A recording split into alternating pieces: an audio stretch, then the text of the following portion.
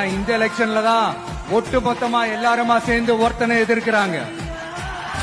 ஒட்டுமொத்தமா எல்லாருமா சேர்ந்து இந்த விஜயை எதிர்க்கிறாங்க.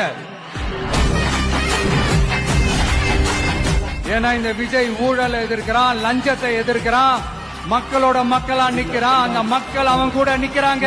அந்த காண்டு இந்த விஜயும் மக்களும் வேறு வேறு இல்லை. இந்த விஜயும் மக்களும் ரத்தமும் சதையும் மாறி உடலும் உயிரும் மாறி ஒன்னிலிருந்து ஒண்ண பிரிக்கவே முடியாது. This is the proof.